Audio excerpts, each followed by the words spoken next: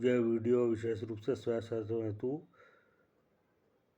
जो प्रशिक्षण के दौरान या ग्राम चौपाल के उस समय वहाँ पर या समूह के मीटिंग आदि में मोटिवेशनल वीडियोस जो बनाया गया है मोटिवेशन के रूप में है ये। और मैं तिवारी जी 70 वर्षीय retired planning and development officer हूँ और मेरे वीडियोस को यूट्यूब पर ध्यान पूर्वक स्थान देने हेतु धन्यवाद और आभार।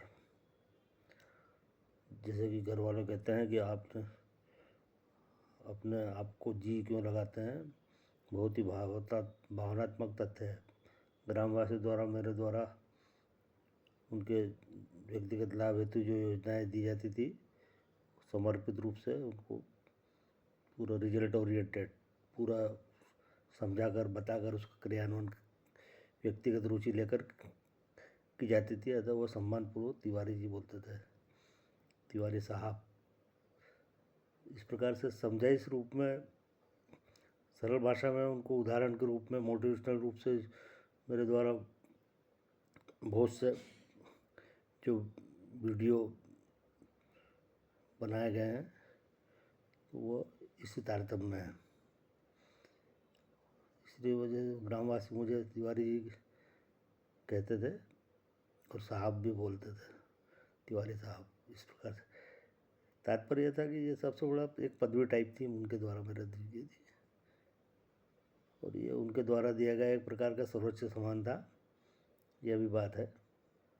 बात यहाँ पर चल रही है कि मोटिवेशनल रूप से कौन सी मुख्य चर्चा योजनाओं को सही समय पर अच्छी तरह से क्रियान्वयन हो, इसलिए उनको मोटिवेशनल रूप से जो बताया जाता था तो उसमें से कुछ उदाहरण आज के वीडियो में दिए जा रहे हैं। ये किंवदंती के रूप में है, ऐसा कोई इसका कोई वो नहीं है, इसका कोई इस प्रकार से कि इसी के द्वारा दिया गया हो या ये बताया गया हो। किंवदंती बोलते हैं इसको। बात कही जाती है और उसका कोई ज़्यादा कोई बहस वगैरह की वो नहीं रहती है। सामान्य रूप में जनरल नॉलेज के रूप में इसको ग्रहण कर लिया जाता है। और उस समय तो कोई डिजिटल युग नहीं था, कोई इंटरनेट वगैरह नहीं थे, मैनुअली सब काम होते थे।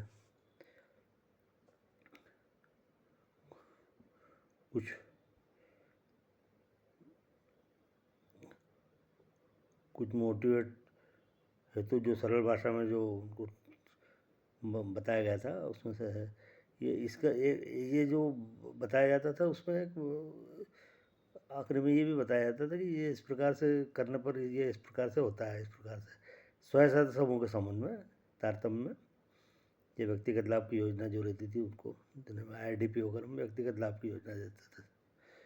जैसे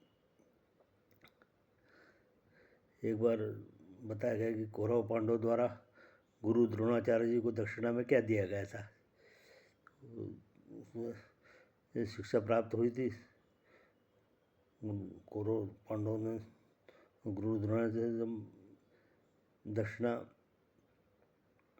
मांगने कहा था कि गुरुदेव दक्षिणा हम क्या दें। इस प्रकार से गुरु द्रोणाचार्य जो थे वो एक ब्राह्मण बुद्धि से अपना जीवन यापन करते थे, लोगों को जनता को अपना ज्ञान देकर। और जो भी सीधा आटा बोलते हैं उसको दक्षिणा के रूप में दाल आटा चावल जो मिलता था वो अपने घर ले आते थे।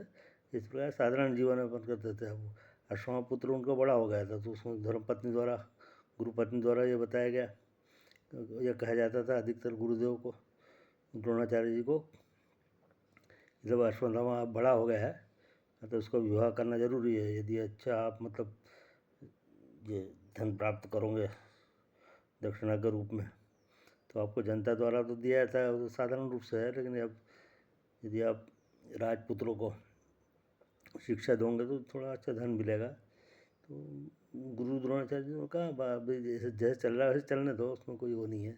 पर बार बार जो गुरु पत्नी ने गुरु माता ने जो कहा था उस मान से फिर वो कहा कि भाई मैं नहीं करता हूँ, ये क्या है, उसका कारण क्या है, महाभारत हो जाएगा। तो गुरुपति ने बोला महाभारत तो कुछ भी हो, मेरे को तो अश्वत्थामा का अच्छे कन्या देखकर उसको विवाह करना है। इस प्रकार गुरु द्रोणाचार्य जी भीष्म जी के पास गए तो कृपाचार्य जी उनको ले गए थे। कृपाचार्य को बाद में फिर कृपाचार्य जी की जो बहन थी उनके साथ उनका विवाह भी हुआ था। तो वहाँ पर जब भीष्म जी के पास गए तो उन्होंने कहा कि राजकुमारों को आप शिक्षा देना, जनता को आप शिक्षा देने की जरूरत नहीं है। जनता को शिक्षा देंगे तो वो राजकुमार हो जाएंगे, वो हमारे हस्तिनापुर के लिए एक प्रकार का खतरा हो जाएगा। तो वचनबद्ध हो गए थे। तो इसे करते करते उसमें इसके पहले क्या है, गुरुकुल एक जो था जहाँ पर द्रोणाचार्य जी खुद ही अपना शिक्षा प्राप्त करते थे, तो वहाँ पर राजा द्रुपद भी शिष्य के रूप में थे, दोनों गुरु भाई थे। तो उस समय द्रोणाचार्य जी इनकी बहुत द्रुपद जी की मदद किया करते थे। जैसे एक बार वो पानी में पेड़ से गिर गए थे तो उसमें नदी के इसमें तो उनको बचा कर लाए थे। इस प्रकार से वो जैसे अपने स्तर से उनको मदद किया करते। तो द्रुपद ने बोला कि भाई मैं जब राजा हो जाऊँगा तो आधा राज्य मैं आपको दे दूँगा।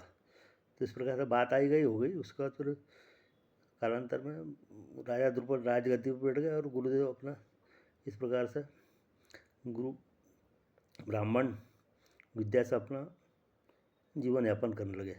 तो एक बार फिर जब राजकुमारों को शिक्षा देने वाली बात आई तो उन्होंने सोचा कि भाई राजा द्रुपद के पास जाया जाए ताकि वो कुछ मदद करे। जैसे सुदामा जी कृष्ण जी के पास गए थे वैसे ही। तो वहाँ पर जाने के बाद उनको एक तो अंदर उनको राज प्रसाद में घुसने नहीं दिया गया कि भाई साधारण व्यक्ति है, क्या है, राजा का मित्र बता रहे हैं, ऐसे पास उड़ाया गया। तो इस प्रकार से करते करते वो तो राजा के सामने गए। राजा को तो सीधे मदद मांगने बजाय तो उनको केवल बताया कि मैं आपका मित्र हूँ। तो राजा ने कहा कि मित्र मतलब क्या है, तुम साधारण ब्राह्मण हो, मैं राजा हूँ, मित्रता बराबर वाला से होती है। तुम इस प्रकार से वो वहाँ से एक प्रकार से अपमानित होकर वापस चले आए। तो उस प्रकार से मतलब दक्षिणा के रूप में मतलब उन्होंने जब कौरव पांडव ने बताया देने का, तो उन्होंने कहा भाई ये द्रुपद राजा से युद्ध करके उसको बांध कर ला मेरे सम्मुख। तो तदनुसार कौरव और पांडव जो गए तो उन्होंने युद्ध करके राजा द्रुपद को उनके सामने लाया। तो वो सब सभासद बैठे थे। राजन द्रुपद राजन जो सिर झुकाए खड़े थे पराजित राजा के रूप में। तो गुरु द्रोणाचार्य में राजन सिर उठाओ, तो उन्होंने सिर उठाया। तो उन्होंने एकदम उनको द्रोणाचार्य जी दिखे और उनका आवाज़ आई तो उन्होंने कहा मेरे मित्र द्रोणाचार्य। तो उन्होंने कहा हाँ तुम्हारा मित्र, और इनके हाथ खोल दो और आसन उठाओ और जो इनको आधा राज्य वापस दे दो। इस प्रकार से आधा राज्य उनको वापस दे दी गया। और बोला अब बराबरी के मित्र हुए ना। तो उस प्रकार द्रुपद राय बहुत शर्मिंदा हुए और अपने क्षमा मांगी इस प्रकार से। तो ये इसमें यहाँ पर जो है ये है कि स्वयं समूह वाले कि सही शिक्षा प्राप्त करें और अच्छा उसको कार्य करें और अपना योजनाओं का लाभ उठाए। इस प्रकार से ये मोटे स्वरूप में है। सम्राट चंद्रगुप्त ने भी मतलब आचार्य चाणक्य जी को गुरु दक्षिणा के रूप में एक प्रकार का विषैला कांटा जो था पूरे राज्य में था, तो उसको समूल नष्ट करने के राजाज्ञा देने का दक्षिणा के रूप में मांगी गई थी। उसको तो एक अलग से भी एक वो है किंवदंती है। और आपने इतने वीडियो देखा, इतना समय दिया, इसलिए आप लोगों को बहुत बहुत धन्यवाद। कृपया मेरे चैनल को सब्सक्राइब करने का कष्ट करें। पुनः धन्यवाद।